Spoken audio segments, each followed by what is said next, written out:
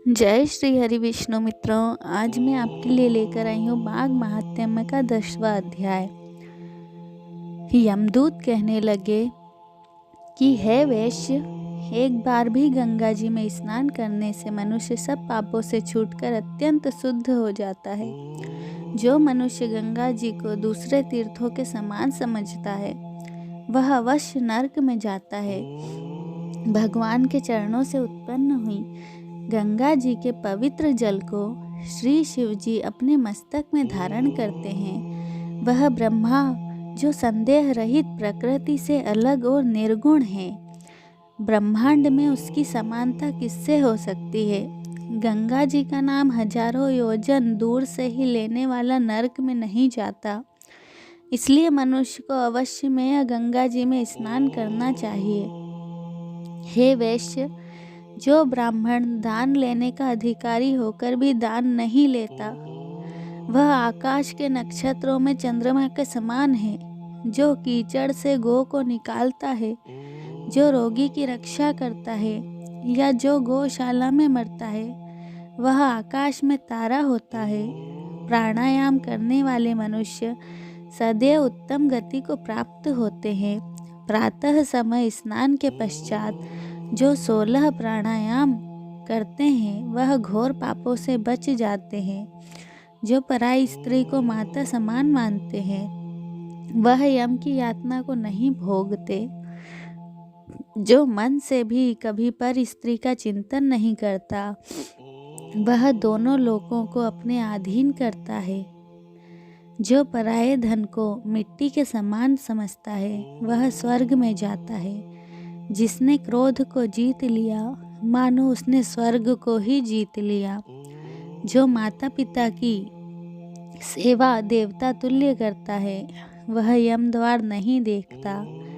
जो गुरु की सेवा करते हैं वह ब्रह्मलोक को प्राप्त होते हैं। शील की रक्षा करने वाली स्त्री धन्य है। शील भंग करने वाली स्त्री यमलोक जाती है। जो वेदों और शास्त्रों को पढ़ते हैं या पुराण और संहिता पढ़ते और सुनते हैं तथा जो स्मृति का व्याख्यान और धर्मशास्त्र समझते हैं या जो वेदांत में लीन रहते हैं, वह पाप रहित होकर ब्रह्मलोक को प्राप्त होते हैं। जो अज्ञानियों को वेद शास्त्र का ज्ञान देते हैं वे देवताओं से भी पूजित होते हैं। यमदूत ने कहा कि वैश्य श्रेष्ठ यमराज ने हमको वही आज्ञा दे रखी है कि तुम किसी वैष्णव को मेरे पास मत लाओ। हे वैश्य, पापी लोगों को इस संसार रूपी नरक को पार करने के लिए भगवान की वह भक्ति के सिवाय दूसरा और कोई उपाय नहीं है।